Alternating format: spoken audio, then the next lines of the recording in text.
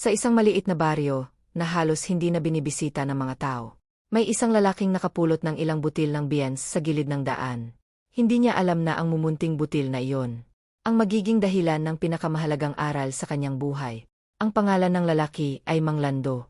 Siya ay isang tahimik na magsasaka na mag-isang naninirahan sa gilid ng bukid. Araw-araw, maaga siyang gumigising upang bungkalin ang lupa. Ngunit madalas, kulang pa rin ang ani para sa kanyang pang-araw-araw na pagkain. May mga araw na kanin at asin lang ang kanyang hapunan. May mga gabing nakahiga siya sa bani, nakatingin sa bubong ng kanyang kubo, at tahimik na nagtatanong kung kailan, kaya gagaan ang kanyang buhay. Isang umaga, habang papunta siya sa palengke upang magbenta ng kaunting gulay, napansin niya ang isang supot na naiwan sa tabi ng daan. Sa loob nito ay may ilang butil ng beans, makintab, kakaiba ang hugis, at tila may kakaibang kinang kapag tinatamaan ng araw. Hindi niya alam kung kanino iyon. Wala ring ibang tao sa paligid.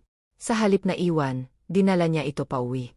Pagdating sa kubo, inilapag niya ang mga beans sa mesa. Hindi niya alam kung bakit, pero may kakaibang pakiramdam sa kanyang dibdib.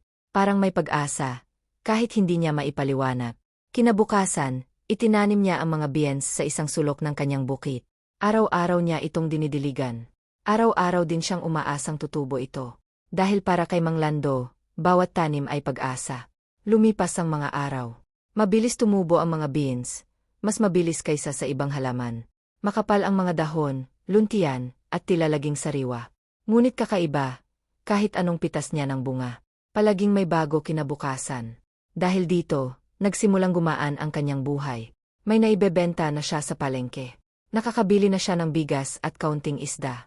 Sa unang pagkakataon, ngumiti si Mang Lando habang kumakain. Ngunit habang tumatagal, hindi na lang sapat ang nais niya. Nais na niyang mas marami, mas malaking kita, mas mabilis na ani. Isang gabi, naisip niya, kung bubunutin ko kaya ang buong halaman, baka mas marami akong makuha. Kinaumagahan, kinuha niya ang itak. Tinitigan niya ang halaman ng beans. Malusog, buhay, at patuloy na nagbibigay. Ngunit nanaig ang kanyang pagnanais. Isang malakas na hiwa. Bumagsak ang halaman. Sa unang tingin, mas marami nga ang kanyang nakuha. Ngunit kinabukasan, wala na siyang diniligan. Wala nang tumubo. Wala nang bagong bunga. Sinubukan niyang itanim muli ang mga natirang butil. Ngunit hindi na tumubo ang mga ito. Parang nawala ang hiwaga kasabay ng kanyang kasakiman. Muling bumalik ang tahimik na gabi sa kanyang kubo. Ngunit ngayon, mas mabigat ang kanyang dibdib. Hindi dahil sa gutom, kundi dahil sa pagsisisi. Isang hapon, umupo si Mang Lando sa tabi ng bakanteng lupa. Tahimik niyang hinaplos ang lupa at napabuntong hininga. Doon niya naunawaan na ang mga biyaya ay hindi minamadali at hindi inaabuso. Mula noon, nagtanim siyang muli. Hindi na naghahangad ng sobra, kundi kontento sa sapa.